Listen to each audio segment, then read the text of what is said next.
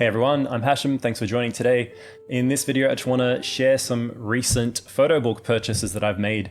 I've especially made quite a few purchases over the last few months and expanded my collection a little bit. And I just thought I'd share some of those most recent books, not all of them, but some of the highlights, some of the books that I think are quite unique and perhaps not as well known as many others, some unique little gems in there. A lot of which are still available on the market. Maybe a couple of them are not so easily available, but I just thought I'd share them with you in case you guys are interested in photo books as much as I am. And the way I've got them organized here on the desk is just sort of, I've piled them up from largest to smallest, just something I tend to do. So I just thought I'd go in that order. And the first book in the list that I have is by Helen Levitt. It's A Way of Seeing. It's a black and white street photography photo book. It's a really nice one. And I'll just sort of show you a little bit of the contents of this book, as I will with the others that I have in the pile here today. So A Way of Seeing is Helen Levitt's street photography from around the 1940s. And what's interesting about it is that she had shot these photographs not really with any intention to make a social documentary of what she was seeing, but really just to record life throughout New York at the time, especially kind of concerned with the children on the streets and their activities and just regular people's interactions. And it's a really nicely laid out photo book, especially if you like black and white street photography. Beautiful little moments captured from quite a long time ago now, and I look at this as sort of a prequel to Robert Frank's The Americans, if you like that kind of thing. It's a very different perspective, but I guess in the way of the book's layout, the size of it, the subject content matter is same thing in being street photography. So I just thought this was a really nice one to recommend to you guys if you're interested.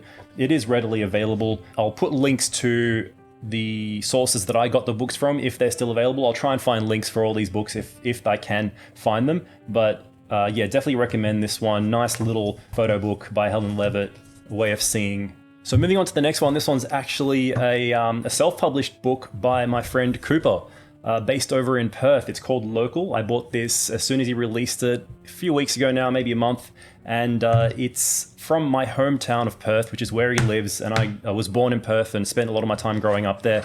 And I was especially attracted to the subject content matter of this book, which is largely the surf culture of Perth, the beachside and surf or skate culture that is commonplace throughout a large portion of metropolitan Perth. And it's just Cooper's photographs that he's taken over the last, I don't know how many years, quite a few years, including some photos out in the surf, which is great. And for me, having grown up as a teenager in Perth and first being attracted to, the surf culture, going out there myself as a 15 or 16-year-old, catching the bus before I could drive, and starting off with a bodyboard, and eventually when I was 19 trying to surf myself and trying to teach myself, which failed, and eventually took lessons and really got into just sort of an amateur level of surfing for fun. And this is a really nostalgic subject matter for me looking through this book, and it's just beautifully shot. So if you have a look at the footage I'll be showing you from the overhead camera now, you can see it's just a variety of 35mm and medium format, maybe even some digital stuff that he shot throughout the years of some of the most popular metropolitan surf beaches like Trig Point, Scarborough, and Cottesloe. Really significant landmarks if you're familiar with Perth. And even if you're not, I think you'd enjoy this book if you're even remotely into surf culture. Now, I'm not sure if he still has copies available. I know it was only a short run, but I thought this would be a good one to mention just to kind of help, promote a local photographer based here in Australia who's doing good work, putting it out in print format. So that one is called Local by Cooper Pestel. And the next book I have in the pile is Written in the West by Wim Wenders. Now, I'm a big fan of Wim Wenders. I have another one of his books. It's a sort of a smaller format book, but this one is a series of photographs he shot in America, out in the West, and before having filmed the movie Paris, Texas, which you might be familiar with if you're a fan of Wim Wenders as a director. But even though none of the photographs taken in this book were necessarily anything to do with the movie, or the locations weren't even necessarily used in the movie. It was just a beautiful series of photographs he shot while out trying to get to know the landscape in which he was going to shoot this movie, Paris, Texas, which I highly recommend watching if you haven't seen it. But just to give you a quick look, if you're not familiar with Wim Wenders' work, and this particular book, he shot it all on medium format, 6.7 or 6.45, a combination of both. And on the Mackinac 6.7, for example, a lot of these shots taken and beautiful colors, just American landscape of the time. And some of these photographs are featured in one of the other books that I have of his. But yeah, if you're a fan of color photography and this sort of new topographics almost style, minimalist sort of documentary photographs of the American landscapes out in the West that he photographed in that period in the 80s. And it's just, yeah, beautifully printed.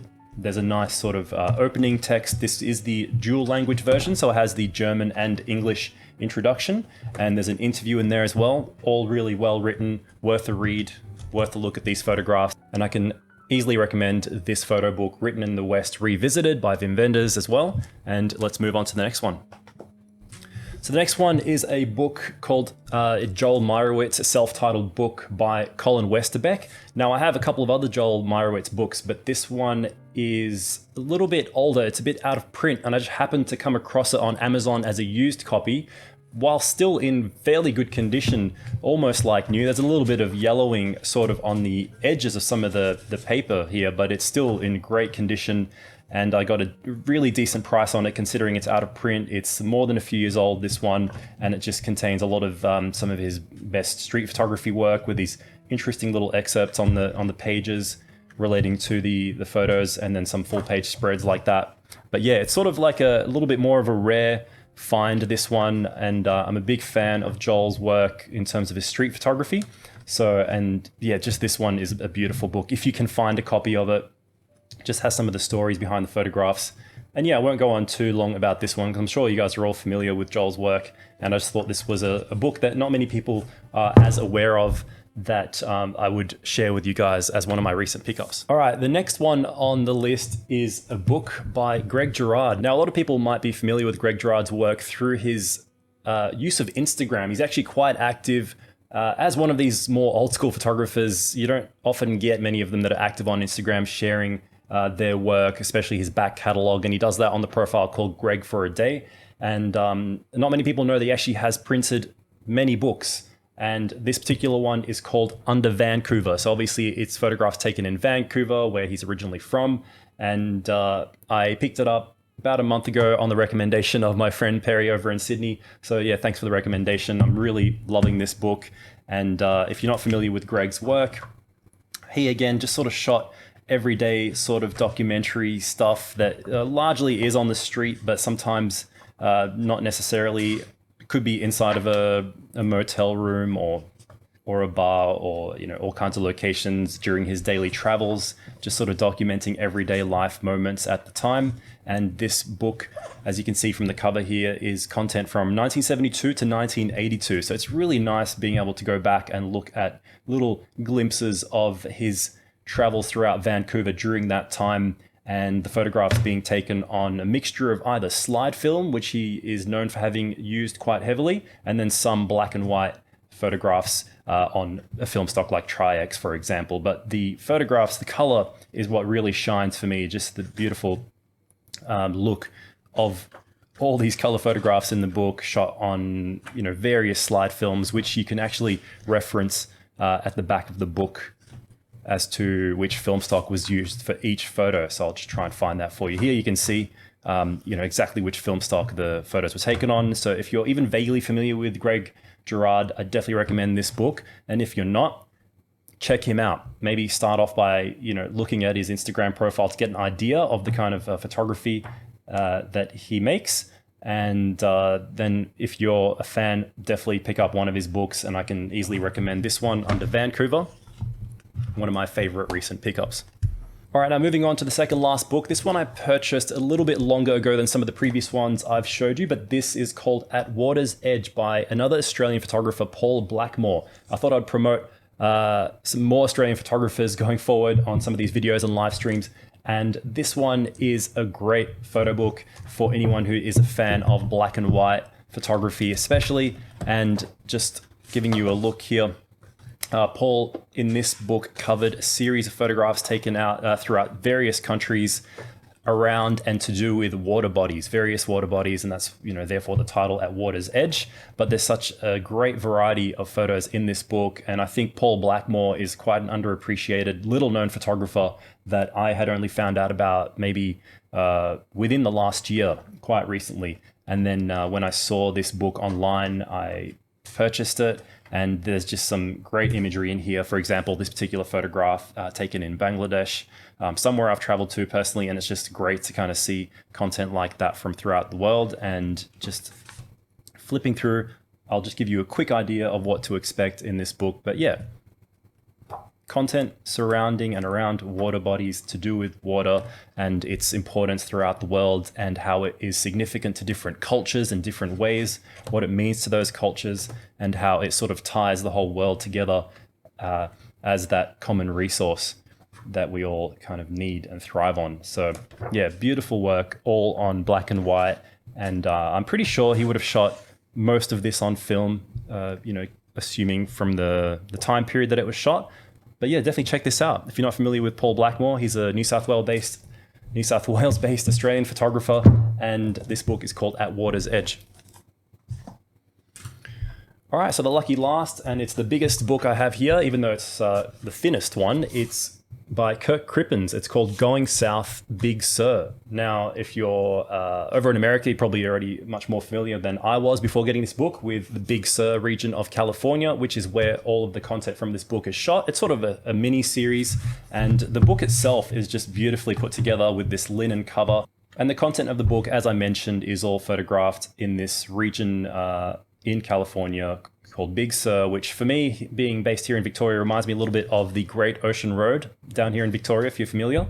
And it's a mixture of portraits as well as landscapes and just everyday moments. And I think it's almost all, or maybe all of it's shot on large format film, which gives it this beautiful look with so much detail to really kind of describe everything in all of these scenes that he's shot.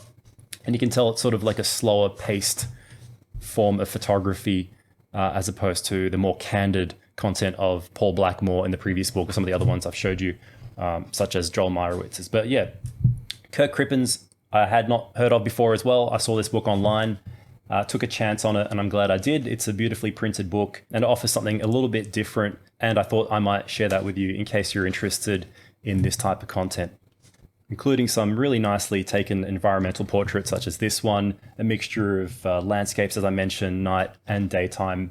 And yeah, I can definitely recommend this one if you're looking for a lesser known book. Again, I'm not sure if there are still copies of this one available, but that's Going South, Big Sur by Kirk Crippins.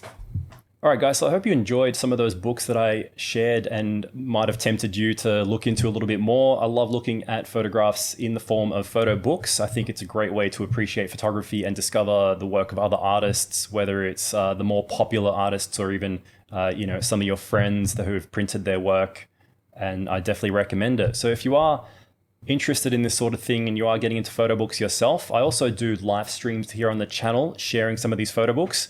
And the format of those live streams is I'll kind of go a little bit more in depth and spend maybe 15 to 30 minutes on each book, going through, talking a little bit more about the process that photographer might have taken in creating that body of work, and just sharing a little bit more about the book in a little bit more detail. I try not to spoil too much of it once again, because I do want to give you the opportunity to maybe purchase or borrow a copy of the book yourself.